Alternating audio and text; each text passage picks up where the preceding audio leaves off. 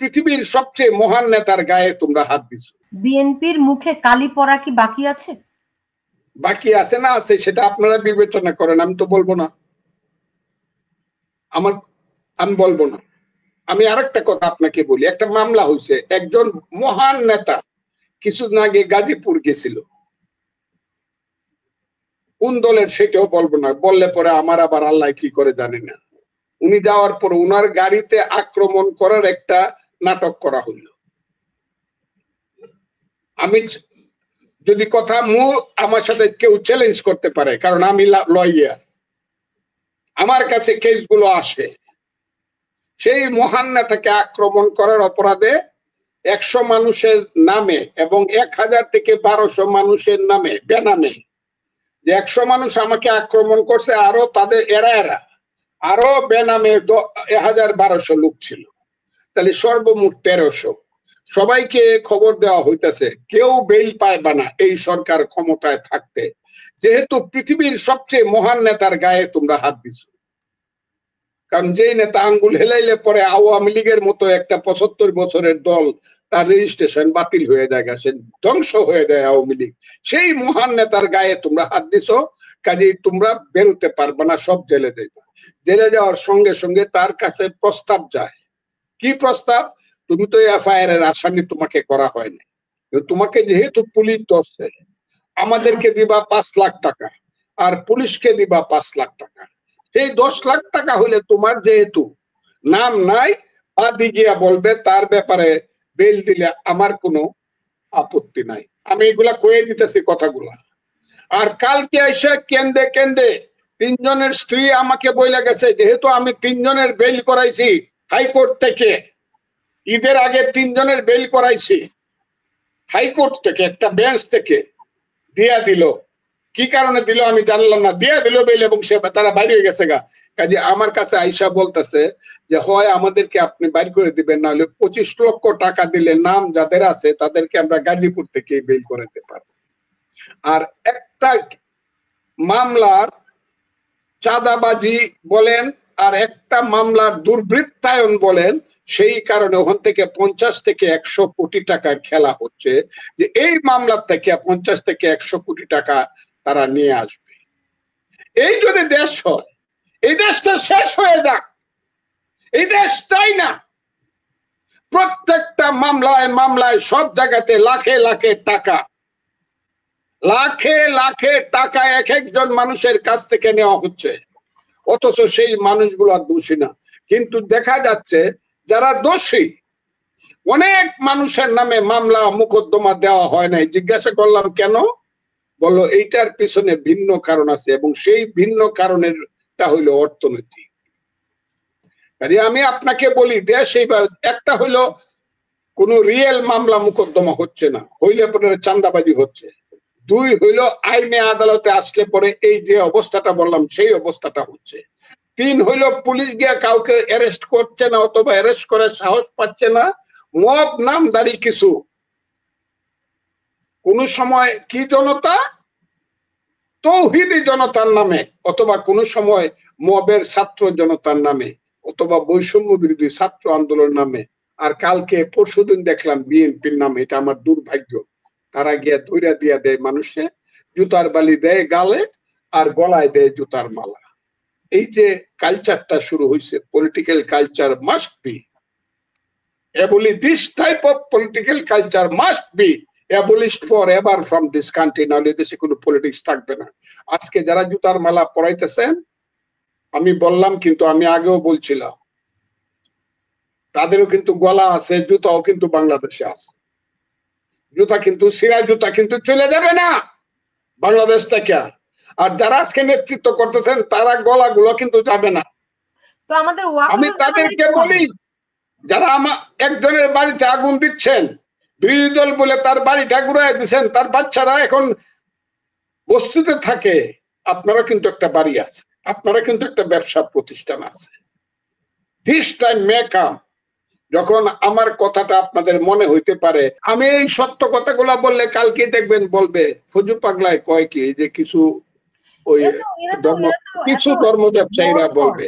আর ওই মালয়েশিয়াতে বৈশা আছে, এদের চেহারা গুলা দেখি ওই দূরে বৈশা আছে, এদের চেহারাগুলা দেখি আমাকে কি বলে সেটা বলবো না, তবে আমার কাছে মনে হয় আমাকে যারা বকাবকি করে সব হলো স্বাধীনতা বিরোধী অথবা স্বাধীনতা বিরোধীর সন্তান, নতুন প্রজন্ম। এরা আমাকে, আর যারা মুক্তিযুদ্ধ বিশ্বাস করে, যারা মুক্তিযুদ্ধ বিশ্বাস করে তারা ফজলুর রহমানকে কেউ বকে না, এটা আমি বুঝে ফেলছি। এবং এদের মুখ এখন বন্ধ হয়ে গেছে, কারণ আমাকে যদি বকাবকি করে তাইলে মানুষ কিন্তু বুঝে এরা কারা। আমি কিন্তু এদের মুখগুলা, কালো মুখগুলা খুব সুন্দরভাবে মানুষের সামনে উন্মোচন করতে পেরেছি। এখন কিন্তু আর আগের মতো বলে না 47-এই স্বাধীনতা, 24-এই স্বাধীনতা, 71-এ আর কিছু না, এখন কিন্তু অত বড় মুখ করে বলে না। তবে এখন শুনতাছি ষড়যন্ত্র চলতেছে, কোন ডেটকে কেন্দ্র করে নাকি বাংলাদেশের সংবিধানটা ছুঁড়িয়া ফালাইয়া দিব। এখন শুনতাছি, প্রতিদিন পত্রিকায় আসে, আমি ইউটিউবে দেখি, বিভিন্ন জায়গা থেকে আপনাদের যেখানে বসে আছেন আমেরিকা, কানাডা, অস্ট্রেলিয়া, ইংল্যান্ড থেকে আমার কাছে আসে যে এই রকমের একটা কি কয়টাকে জুলাই জুলাই জুলাই ঘোষণা, জুলাই ঘোষণা একটা হবে, যেখানে সংবিধানটা প্রথম ছুঁড়িয়া ফেলে দেওয়া হবে। বাপের বেড়া হইলে সংবিধানটা যদি ছুঁড়িয়া ফেলায় কেউ দিতে পারে এই দেশে, কথাটা খুব ক্লিয়ার, সংবিধান পরিবর্তন হইতে পারে through a process of parliament, কিন্তু যারা সংবিধানটা যদি ছুঁড়ে ফেলায় দিতে পারে 5ই আগস্ট কেন্দ্রিক বা জুলাই কেন্দ্রিক, যারা বলতেছে যে এইখানে আর কোনো থাকবে না, আইন থাকবে না, আদালত থাকবে না, কিছুই থাকবে না, বিপ্লবী সরকার দেশ চালাবে তাদের ইচ্ছা মতো মবের মাধ্যমে, আমি কিন্তু খুব ক্লিয়ারলি বলে দেই, এত ভাত দুধ দিয়া মাখায়েন না, গলায় কাটা লাগবে। কিন্তু এত ভাত দুধ দিয়া মাখায়েন না, এই কাজটার দিকে যায়েন না, এটা করেন না, তাহলে এদেশের গন্ডগোল আর কোনোদিন মিটবে না, কোনোদিন মিটবে না। যারা এই দেশের নাম পরিবর্তন করতে চান, সংবিধানটাকে যারা ঢিল মেরে ফেলে দিতে চান, যারা এই দেশকে সাম্প্রদায়িক জঙ্গি দেশ হিসাবে পৃথিবীর বুকে প্রতিষ্ঠিত করতে চান, তাদেরকে খুব ক্লিয়ারলি বলে দিলাম, এত ভাত দুধ দিয়া মাখায়েন না, এত সুজা না, এখনো মুক্তিযোদ্ধারা মরে নাই। আপনার একজন বিপ্লবী ডক্টর আলী রিয়াজ, যিনি জাসদ করতেন, বামপন্থী, তারাই তো এগুলো করছে। কে কে? ডক্টর আলী রিয়াজ। ডক্টর আলী রিয়াজের আমি ওটা ওই সানা নজরুল ডাম পাইয়ালই পাইছি, সানা নজরুল ডাম পামু। ডক্টর আলী রিয়াজ কে? Who is doctor Ali Riaz in Bangladesh? আমার দল যায় বলে আমি কিছু বলি না, এদেশের মানুষের ব্যক্তিত্ব সব ধ্বংস হয়ে গেছে বলে আমি চুপ করে থাকি। আলী রিয়াজ কে? Who is Ali Riaz in Bangladesh? সে মার্কিন নাগরিক। খলিল কই? Where is Khalilur Rahman? সমস্ত ইস্ট ইন্ডিয়া কোম্পানির লর্ড ক্লাইভ, কালো ক্লাইভদের কাইন্না বাংলাদেশটাকে সাজাইতে চায়, এটার ইতিহাসে কিন্তু এর উত্তর একদিন দিতে হবে, কিন্তু এর পরিণাম কিন্তু খুব ভালো না। দেখতেছি আলী রিয়াজ মাঝে মধ্যে বাগ দেয়, ওই বড় বড় পত্রিকার মধ্যে কথা লেখে আলী রিয়াজ। আমার কমিটিতে আমি ছাত্রলীগের প্রেসিডেন্ট ছিলাম, আলী রিয়াজের নেতা মাহমুদুর রহমান মান্না আর আখতারুজ্জামানরা ছিল বাসদ ছাত্রলীগের, জাসদ ছাত্রলীগের প্রেসিডেন্ট। আমরা বন্ধু, আমি আর মাহমুদুর রহমান মান্না, আখতারুজ্জামানরা আমরা বন্ধু। আলী রিয়াজরা তাদের কর্মী ছিল। আলী রিয়াজের মতো হাজার হাজার কর্মী হতভাগা ফজলুর রহমানের ছিল এবং এখনো বাংলাদেশে আছে, এবং আলী রিয়াজকে পড়ানোর মতো কর্মীও আমার আছে। আমি লাগবে না, আমি চ্যালেঞ্জ করলাম, আলী রিয়াজের যে রেজাল্ট তার চেয়ে ভালো রেজাল্ট অন্তত আমার 500 কর্মীর বাংলাদেশে আছে। ফজলুর জন্য 500 আমি বললাম 500 কর্মীর বাংলাদেশে আছে। আমি কোন সময় ফার্স্ট ডিভিশন না পাইলে অনার্সে এম এতে আমি আমার সেন্ট্রাল কমিটির মেম্বার করি নাই। ছাত্রলীগ আর ছাত্র রাজনীতি পারবেন আপনি আলী রিয়াজকে করতে পারবেন, উনি ঢাকা ইউনিভার্সিটির। আলী রিয়াজকে আমি গণি না, আমি আলী রিয়াজকে গণি না, কথাটা খুব ক্লিয়ার। কাজগুলা করে দেখো, এই দেশ কিন্তু এমনি যাবে না। তারা কোন অধিকারে এত কিছু বেসিক জিনিস করে? আমি সেন্ট মার্টিন দ্বীপ দিয়া দিব, আবার বলছে কি সমুদ্র বন্দর দিয়া দিব, যারা বিরোধিতা করে তাদের প্রতিহত করতে হবে। আমি তো জনাব অধ্যাপক মোহাম্মদ ইউনূস সাহেব, আমার চেয়ে অনেক বড়, আপনি 9 বছরের বড়, আপনাকে আমি শ্রদ্ধা করি, আপনার মুখ থেকে এই ধরনের কথা শুনতে চাই না। আমি বিরোধিতা করি, এখন আমারে প্রতিহত করেন।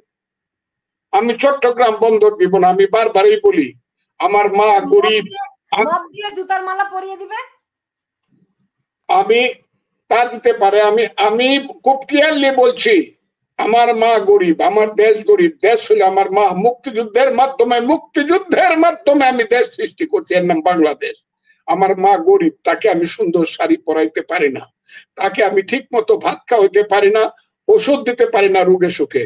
কিন্তু একজন জমিদার যদি এসে বলে আমার মাকে বিয়ে দিলে পরে সে বেনারসি শাড়ি পরাবে, আমাকে যদি বলে তোর মারে আমার কাছে বিয়া দে, আমি বেনারসি শাড়ি পরাবো, আমি সেই জমিদারের কাছে আমার মাকে বিয়া দিব না।